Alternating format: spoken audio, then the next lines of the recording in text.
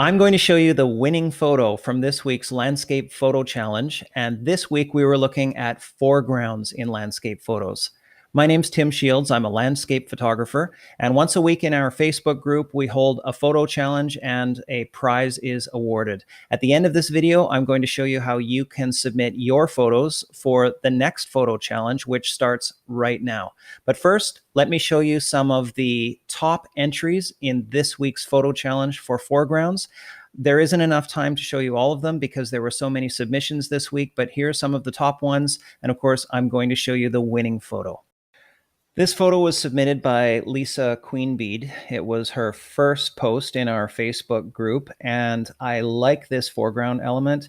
It's an old tree or tree root, and it speaks of the dryness of this area. It's an interesting foreground element, and I like it a lot. So great job, Lisa. The next one is from Leonie Schekman, and this is an interesting photo because it's just such an interesting building in the middle of it.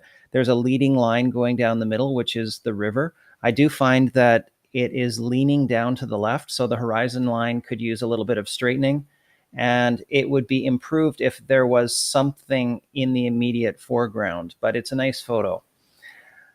This one was submitted by Laura Muse Beeson, and what a fantastic photo this is. I really like this chain hanging down as the foreground element. It's rusty, it's old, it's been affected by the salt air. She also used a very long shutter speed in order to flatten out the water, and we've got that movement in the clouds. So great job on this one, Laura.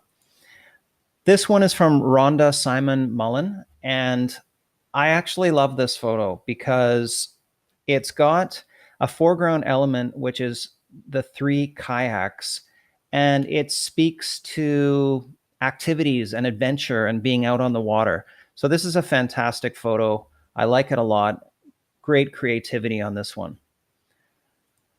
This one is from Saraj Corrala, and obviously this is a long shutter exposure, and there's lots to look at here. There's a leading line that goes down the left, a leading line that leads you off to the right, but there's so much to look at that my eye isn't really drawn to one thing that I should be looking at, but still it's a great photo and I like it. This one is from Nelson Rudy AK, and another great one from Nelson. Great sunset. I like the vantage point that he was at, where you can see these layers and rolls where there are different lights and darks that take place from the foreground going out all the way to the background.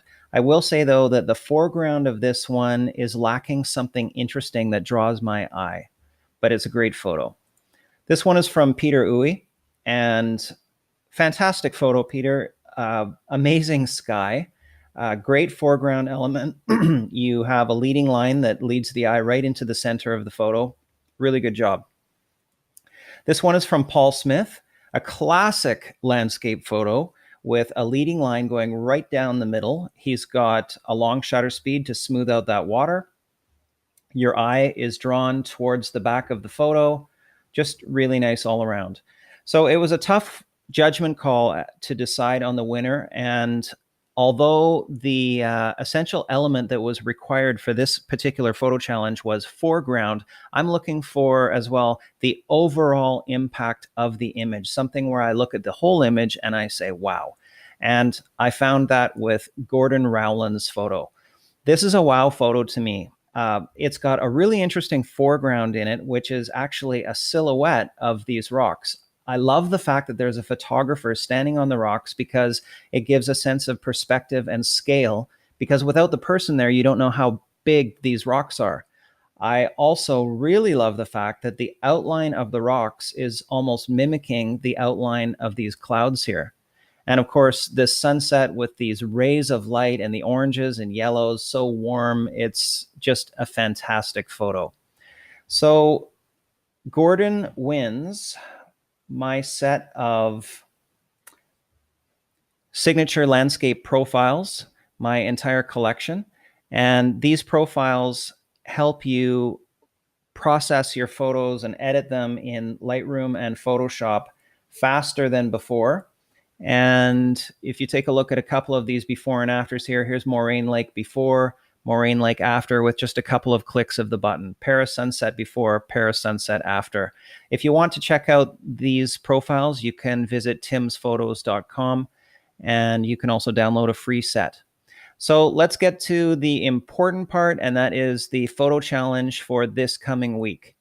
And we are announcing, here we go, the next photo challenge, which is leading lines. Now, I took this photo a few months ago at a place called Toro Weep Point in the Grand Canyon, and I really like this composition because it's got this leading line that goes right down the middle of the photo, and that is the Colorado River.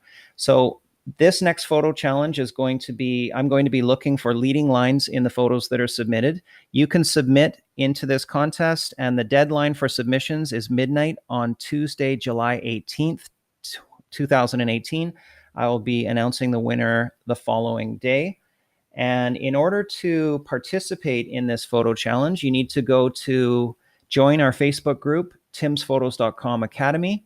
And once you are a member of the group, you can submit your photo, of course, for free.